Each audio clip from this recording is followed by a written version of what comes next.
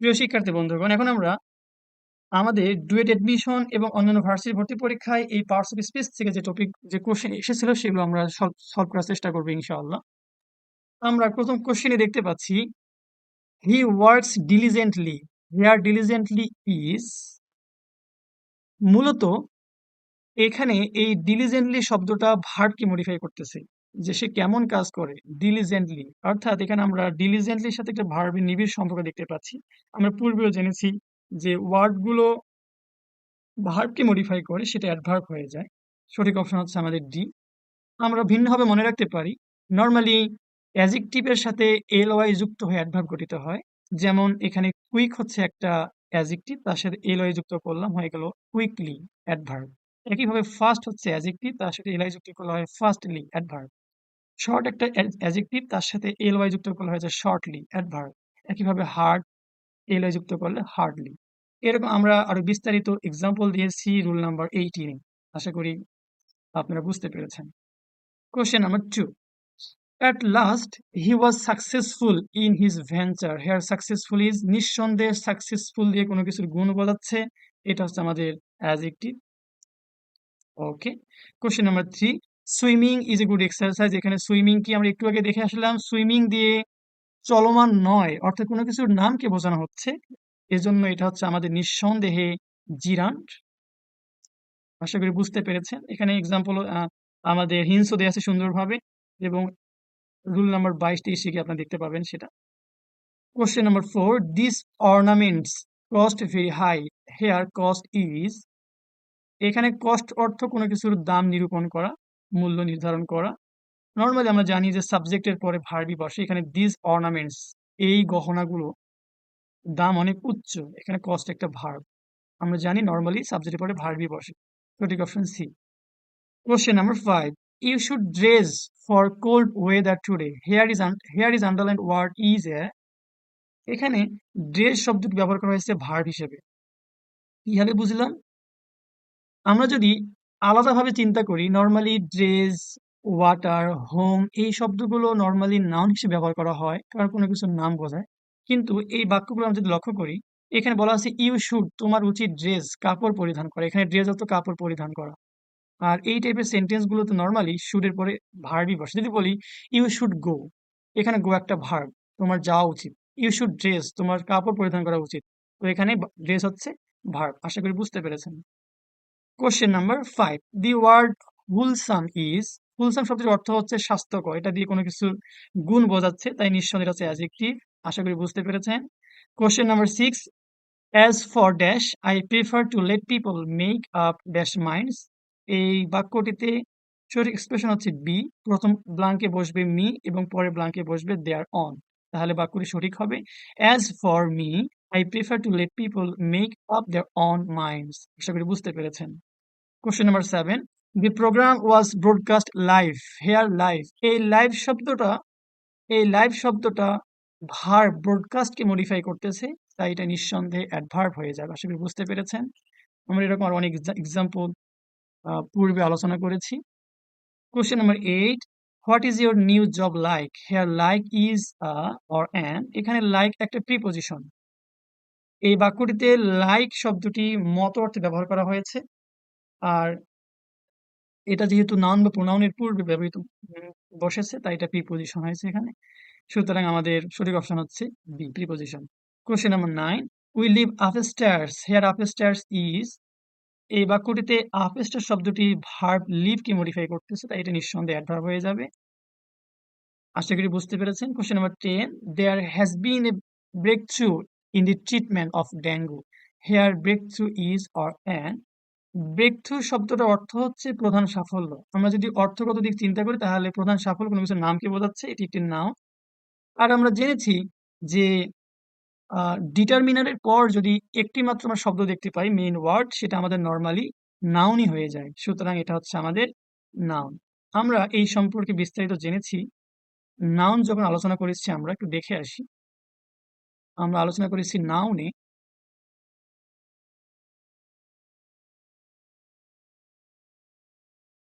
এই যে এখানে দেখতে পাচ্ছি আমরা রুল নাম্বার 3 তে বলা আছে, এখানে আমরা একটা ইকুয়েশন দেওয়ার চেষ্টা করেছি। এই বইয়ে। বিতে হচ্ছে determiner plus adverb plus adjective plus noun. এই সমীকরণটার উম, অর্থ হচ্ছে যদি কখনো আমরা ডিটারমিনারের পর একটি মাত্র শব্দ দেখতে পাই সেটা হয়ে যাবে নাউন। যেমন দিস পেন, এখানে দিস একটা ডিটারমিনার। ডিটারমিনার কি সেগুলো আমরা এখানে আলোচনা করেছি, এগুলো সব ডিটারমিনারের মধ্যে পড়ে। ডিটারমিনারের পর যদি একটি মাত্র ওয়ার্ড থাকে সেটা হয়ে যাবে নাউন। যদি দুইটা ওয়ার্ড থাকে তাহলে শেষেরটা হবে নাউন, তার আগেরটা হবে অ্যাডজেক্টিভ। যদি তিনটি ওয়ার্ড থাকে তাহলে শেষেরটা নাউন, মাঝেরটা অ্যাডজেক্টিভ এবং শুরুটা হবে অ্যাডভার্ব। লক্ষ্য করে দেখুন, এখানে একটা এক্সাম্পল দিয়েছি, এ ভেরি নাইস পেন। এখানে এ হচ্ছে একটা ডিটারমিনার এবং এরপরে আমরা তিনটা ওয়ার্ড দেখতে পাচ্ছি। তাহলে যদি আমরা ডিটারমিনারের পর তিনটি ওয়ার্ড দেখতে পাই, এই ইকুয়েশন অনুসারে শেষেরটা হবে নাউন, অর্থাৎ এখানে পেন হচ্ছে নাউন, তার পূর্বেরটা হবে অ্যাডজেক্টিভ, এখানে নাইস হচ্ছে অ্যাডজেক্টিভ, এবং তার পূর্বেরটা হবে অ্যাডভার্ব, এখানে ভেরি হচ্ছে অ্যাডভার্ব। আশা করি বুঝতে পেরেছেন।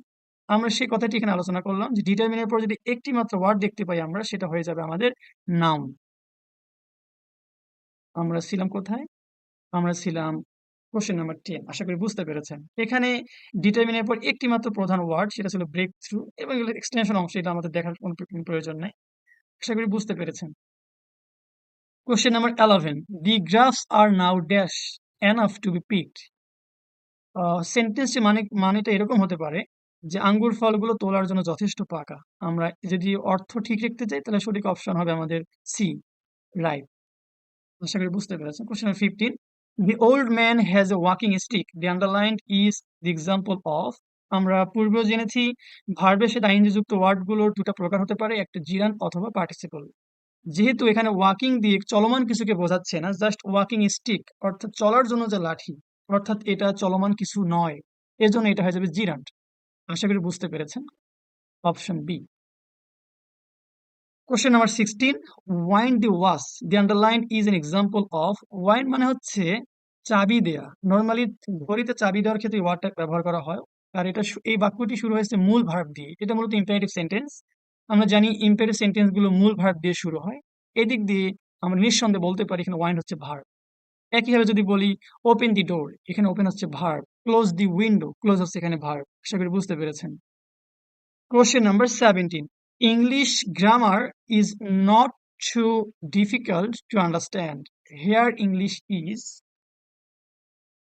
এটি একটি ইম্পর্টেন্ট সেন্টেন্স এবং এরকম সেন্টেন্স পরীক্ষা খুবই এসে থাকে। আমরা দেখতে পাচ্ছি এখানে ইংলিশ একটা নাউন এবং গ্রামার একটা নাউন। আমরা রুল নাম্বার 13-এ জেনেছি যদি কোনো নাউন বা প্রোনাউন নাউনের পূর্বে বসে, অর্থাৎ এখানে গ্রামার একটা নাউন, নাউনের পূর্বে যদি অন্য কোনো নাউন বা প্রোনাউন বসে তাহলে সেই নাউন বা প্রোনাউনটি অ্যাডজেক্টিভ হয়ে যায়। আমরা একটু দেখে আসি রুল নাম্বার 13-এ। রুল নাম্বার 13, সেখানে আমরা আলোচনা করেছি এই সম্পর্কে। জি, লক্ষ্য করে দেখুন এখানে একটা ইকুয়েশন দিয়েছি, নাউন অবলিক প্রোনাউন, অর্থাৎ নাউন বা প্রোনাউন প্লাস নাউন, অর্থাৎ নাউনের পূর্বে যদি নাউন বা প্রোনাউন বসে তাহলে সামনের নাউন বা প্রোনাউনটি অ্যাডজেক্টিভ হয়ে যায়। যেমন this is a book of English language. এখানে দেখতে পাচ্ছি এখানে ল্যাঙ্গুয়েজ একটা নাউন এবং তার পূর্বে আবার নাউন একটা বসেছে। আমরা সেই কথাই বললাম যে নাউনের পূর্বে যদি নাউন বা প্রোনাউন বসে তাহলে সামনের নাউন বা প্রোনাউনটি অ্যাডজেক্টিভ হয়ে যায়। এই সেন্টেন্সে এখানে ইংলিশ হচ্ছে অ্যাডজেক্টিভ এবং এটা তো নাউনই। আশা করি বুঝতে পেরেছেন। এখানে আরো অনেক এক্সাম্পল দেওয়া আছে, আপনি এগুলো পড়ে নেবেন নিজেরাই। ওকে, তাহলে যেহেতু নাউনের পূর্বে একটা নাউন বা প্রোনাউন বসেছে তাই সামনের নাউন বা প্রোনাউনটি অ্যাডজেক্টিভ হয়ে যায়। সঠিক অপশন বি। আশা করি বুঝতে পেরেছেন। এখানে আমি হিন্টস দেওয়া আছে সুন্দর করে। He runs fast. Here fast is, এই শব্দটিতে ফার্স্ট শব্দটা ভার্ব রান কি মডিফাই করতেছে। যদি কোনো শব্দ ভার্ব কি মডিফাই করে সেটা নিঃসন্দেহে অ্যাডভার্ব হয়ে যায়। আশা করি বুঝতে পেরেছেন। Try hard to better your result, what type of speech is the underline word. এখানে বেটার শব্দটি ভার্ব হিসেবে ব্যবহার করা হয়েছে। আমি যদি লক্ষ্য করে দেখি, try hard to do something, অর্থাৎ এই টাইপের সেন্টেন্স গুলো টু এর পর একটা ইনফিনিটিভ ভার্ব চলে আসে নিঃসন্দেহে। এটা হচ্ছে আমাদের verb. Question number 20, what part of speech is the underlined word in he reached সেটিইটি সুন।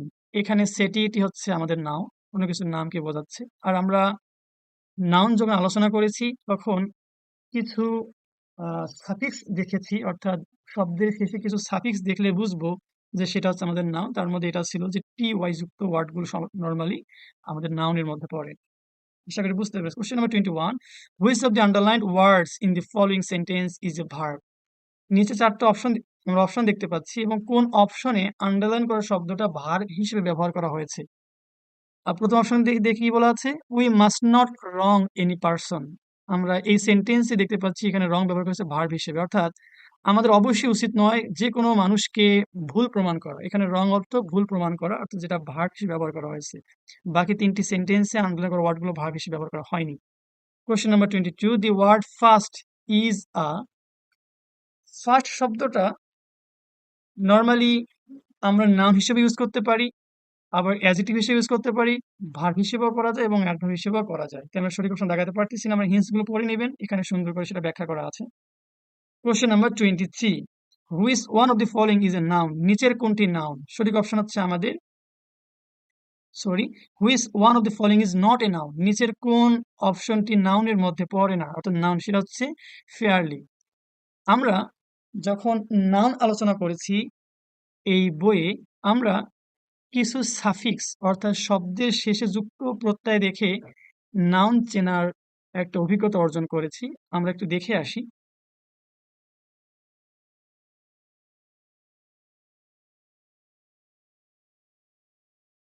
এখানে নাউন চেনার কিছু উপায় দেয়া আছে, অর্থাৎ কোন শব্দের শেষে যদি আমরা এই সাফিক্স গুলো দেখতে পাই, টিআইওএন, এএনসিই, ইএনসিই, মানি, এনইডবলএস, এসআইওএন, অর্থাৎ এগুলো দেখলে বুঝবো সেটা হচ্ছে আমাদের নাউন। আমরা যে কোশ্চেন আলোচনা করতেছিলাম সেখানে দেখতে পাচ্ছি যে এখানে আমাদের এনি ডাবল এস আছে যেটা নাউন, আবার শেষে হুড থাকবে সেটা নাউন, এবং শেষে টি ওয়াই থাকবে সেটা নাউন, এবং এল ওয়াই আমাদের নাউনের মধ্যে পড়ে না। তাই এই চারটি অপশনের মধ্যে নাউন নয়, সেটা হচ্ছে ডি। আশা করি বুঝতে পেরেছেন। Question number 24, the child sat mute in the corner of the park, here mute is. এখানে মিউট কি? এখানে মিউট হচ্ছে আমাদের অ্যাজেক্টিভ, কারণ এটা দিয়ে এই মিউট শব্দটা দিয়ে দি চাইল্ড এর অর্থাৎ শিশুটির একটা নীরবতা ভাব, একটা গুণ বা দোষ প্রকাশ পাচ্ছে, তাই এটা হচ্ছে adjective. I like travelling to visit different places of the world, in the sentence the verbal noun is. এখানে একটা বাক্য দেওয়া আছে, এখান থেকে শুরু করে এই পর্যন্ত কোন ওয়ার্ডটি ভার্বাল নাউন? সেটা হচ্ছে আমাদের ট্রাভেলিং, নিঃসন্দেহে। আশা করি বুঝতে পেরেছেন। এখানে হিন্টস দেওয়া আছে। Which word is not used as a verb? নিচের কোন শব্দটি ভার্ব হিসেবে ব্যবহার করা হয় না? সেটা হচ্ছে আমরা যদি অপশন নোটটা দেখি, অপশনের প্রত্যেকটি শব্দে ভার্ব হিসেবে ব্যবহার করা হয়, সুতরাং এখানে আমাদের সঠিক অপশন নেই, সেগুলো বুঝতে পেরেছে। Question number 27, find the parts of speech of the underline word. Nazrul is famous not only in Bangladesh but also in India. এখানে ফেমাস শব্দটি নজরুলের গুণ প্রকাশ পাচ্ছে, মানে বিখ্যাত, এটা একটা অ্যাডজেক্টিভ, এবং এখানে যেহেতু কোনো একটা দেশের নাম, এটা হচ্ছে নাউন, তাহলে ফেমাস হচ্ছে অ্যাডজেক্টিভ, ইন্ডিয়া হচ্ছে নাউন। সঠিক অপশন বি, অ্যাডজেক্টিভ এবং নাউন। আশা করি বুঝতে পেরেছেন। Question number 28, his answer was decided no. এখানে নো হচ্ছে আমাদের নাউন, কারণ নো এর পূর্বে আমরা ডিটারমিনার দেখতে পাচ্ছি এ, এবং এখানে যেহেতু অ্যাডজেক্টিভ আছে ডিসাইডেড, সেটা দেখে বলতে পারি আমাদের পরবর্তী নো ওয়ার্ডটা হচ্ছে নাউন। আশা করি বুঝতে পেরেছেন। Don't disturb A sleeping baby, here sleeping is.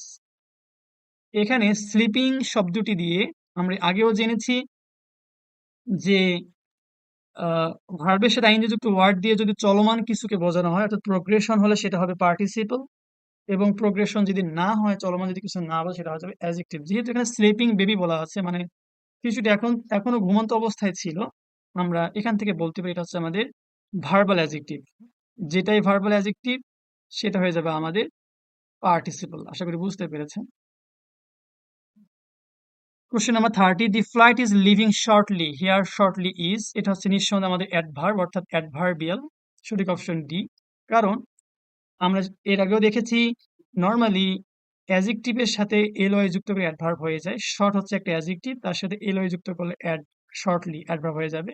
অথবা বলতে পারি এই শর্টলি শব্দটি ভার্ব লিভিং কে মডিফাই করতেছে, তাই এটা হচ্ছে আমাদের অ্যাডভার্বিয়াল। আশা করি বুঝতে পেরেছেন। Question 31, the he works hard all the all all day round, এখানে হার্ড শব্দটা ভার্বকে মডিফাই করছে, তাই এটা অ্যাডভার্ব হয়ে যাবে। আশা করি বুঝতে পেরেছেন।